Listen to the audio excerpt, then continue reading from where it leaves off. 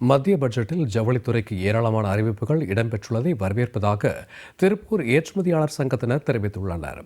அமெரிக்க வர்த்தகம் ஒப்பந்தம் தொடர்பான அறிவிப்புகள் இடம்பெறாதது ஏமாற்றம் அளித்திருப்பதாகவும் கூறியுள்ளனர்.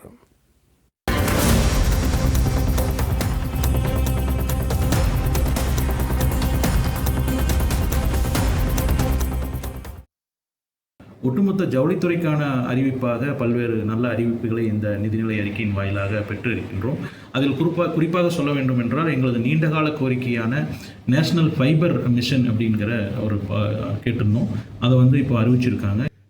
அமெரிக்கன் ஏற்றுமதிக்கு ஒரு மார்க்கெட் ஃபோக்கஸ் ஸ்கீம் என்ற முறையில் ஒரு 20% ஸ்கிரிப் கொடுக்க வேண்டும் கேட்டுக்கொண்டோம். அது இந்த பட்ஜெட்டில் வரவில்லை.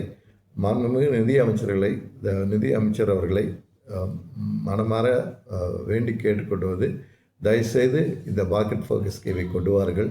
அப்பொழுதுதான் அமெரிக்க ஏற்றுமதியாளருக்கு அது ஒரு துயர்வை துடைக்கும்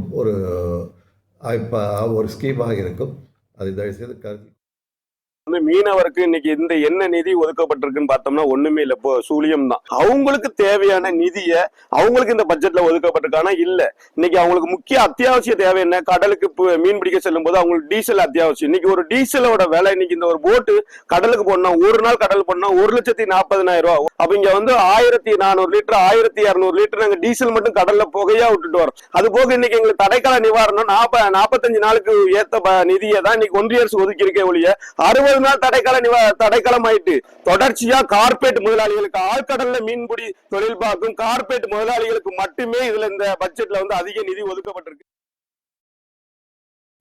6% வரி இருக்கிறத இப்போ 3% குறைச்சும் போது ஒரு பெர்சென்ட்டுக்கு 1,700 ரூபா குறையும். அப்படிங்கும்போது ஒரு 4,500 5,000 ரூபா குறைய வாய்ப்பு இருக்குது. அப்படிங்கும்போது பொதுமக்கள் மத்தியில் தங்க வாங்குறதுக்கு மனசு சந்தோஷமாக இருக்கும். வியாபாரமும் நிறைய நடக்கும் எங்களுக்கு.